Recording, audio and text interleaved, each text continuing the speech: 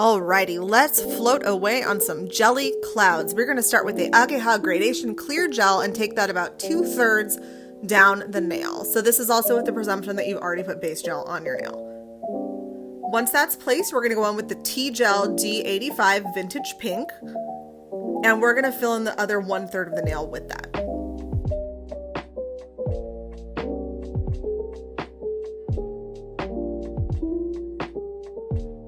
And with an oh so gentle touch, we are going to marry the two together. So you can do this by doing a combination of upward strokes like you're seeing here, and then blending it back down with some downward strokes. You want to make sure that we leave it clear at the top though. So we really don't want to pull it further than about halfway up the nail. And please don't stress about it being perfect. We're going to do a second layer and then we're going to put some glitter over it. So it's going to be fine.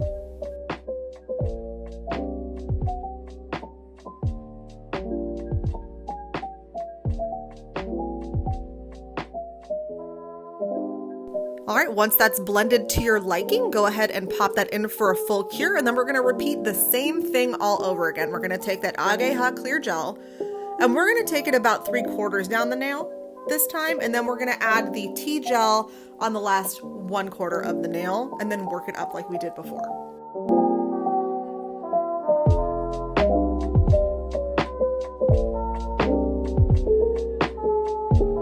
Once that's blended, pop it in the lamp for a full cure.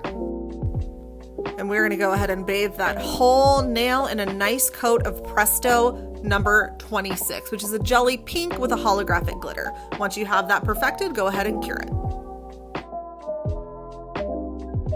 Using Presto number 4 and a medium liner brush, I'm gonna create the little top bubbly parts of the cloud.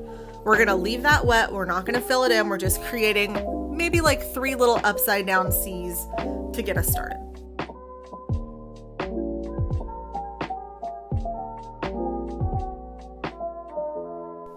Using the edge of my Nail Thoughts and Cocoa smoosh brush, I'm going to gently pull from the top of the cloud, leaving that hard edge with the rounded ends at the top, and just pull it down until it just kind of ombres down into the bottom of the cloud. Feel free to add a little bit more gel if you need to, and you can also complete the look of the cloud with the edge of the smoosh brush. I highly recommend curing between clouds, just so you don't smush anything and have to waste time redoing the same art over and over. Feel free to wipe your brush between clouds in case you're getting a little bit too much product on there. And I'm going to go ahead and speed this up because we're going to essentially be doing the same technique for all the clouds on the nail.